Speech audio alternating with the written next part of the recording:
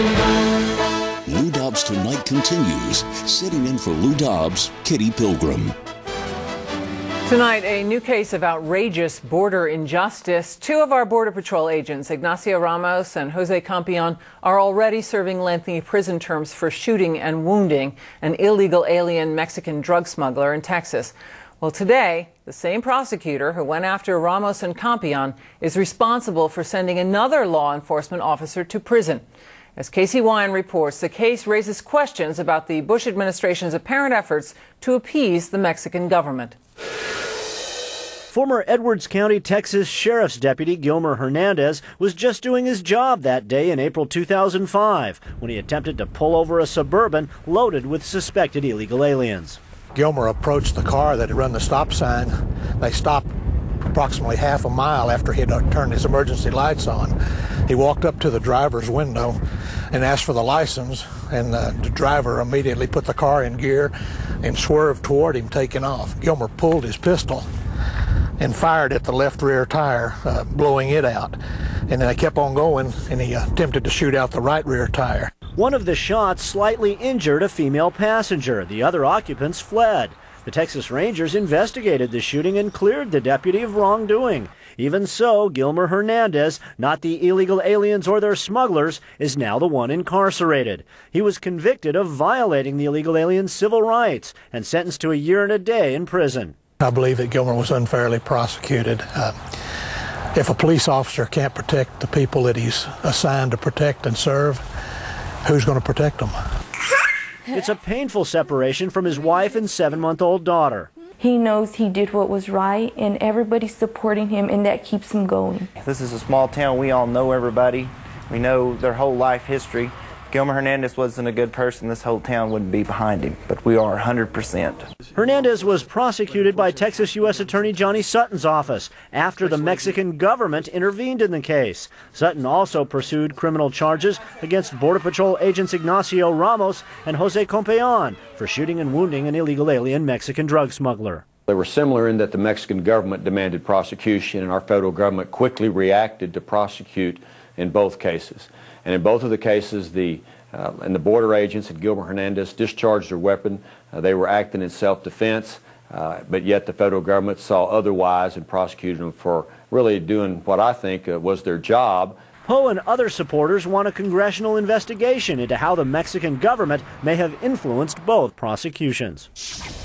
Hernandez could have received a decade in prison. However, with time served and good behavior, he will serve most of the rest of his sentence in a halfway house and be home with his family in about 6 months. Kitty? Casey, what was Johnny Sutton's reaction to the prosecution of this case?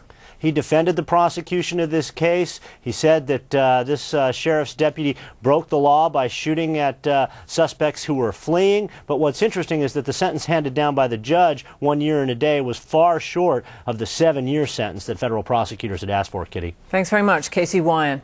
Well, that brings us to the subject of tonight's poll. Do you believe the Mexican government is influencing the cases being brought against U.S. law enforcement agents? Yes or no? Cast your vote at LouDobbs.com. We'll bring you the results later in the broadcast. Now, the attorney for Guillermo Hernandez has more on this case of border injustice. Jimmy Parks joins me now from San Antonio. And thanks for being with us, sir. Thank you, Kitty. You know, 12 months and a day, most of it now being served in a halfway house. But what's your reaction to this sentence? Well, actually, I'm relieved. You know, we were so concerned that he might get anywhere from 7 to 10 years, that 1 year and a day is a relief, and I'm very pleased with that. I'm excited. I may even celebrate this evening. It's such a short sentence. But also, Kitty, who will be celebrating tonight will be smugglers and criminals everywhere. They'll know that one more dedicated law enforcement officer who protected our borders, who protected our major cities from smugglers from Mexico and Central America, is now in prison and behind bars. Let's delve into the case a bit. And we had the sheriff of Edwards County, Texas, Don Lessinger. He wrote a letter to the judge, and it's a pretty heartfelt letter. Let's read a little bit of it for our viewers. He says, I cannot begin to explain to anyone my dismay when I was informed of the guilty verdict handed down. I assure you that I became truly ill. I could not have been any more upset if the verdict had been passed on my own son. And he went on to write in this very same letter, no man should stand for judgment based on prosecution courtroom antics in the name of advocacy based on false statements and implied evidence. There were a lot of inconsistencies in the prosecution of this case, were there not? Yeah, there were, Kitty, and it was a prosecution that I just believe never should have been brought. Gilmer Hernandez was doing his job. What Homeland Security does to these young guys down on the border is it gives them a heightened sense of responsibility. It tells them about dangerous individuals who will be crossing the border, like the MS-13 gang and possible terrorists. And when you put that kind of responsibility on them, when you make them the bellwether, the first line of defense for our border, to turn back around anytime they react and attempt to do what they think is right to protect us, and then to prosecute them, sends a message to the individuals in law enforcement on the border that they better not react and that they better be overly cautious and they better err on the side of caution. And it tells smugglers that if you don't want to stop, you can just run from them. Mm-hmm. That the red lights don't mean pull over and stop. They mean pull over and stop if you want to. If not, I'm just going to let you go. Mm-hmm. You know, and there's a deeper issue here that I'd like to get into. Congressman Ted Poe, he's appeared on this broadcast in support of the Border Patrol agents Ramos and Campion. He voiced his support for Deputy Hernandez. And in a statement he made to Congress, he also noted that the Texas Rangers did a thorough investigation and cleared Hernandez of any wrongdoing. And he went on to say something that's very intriguing.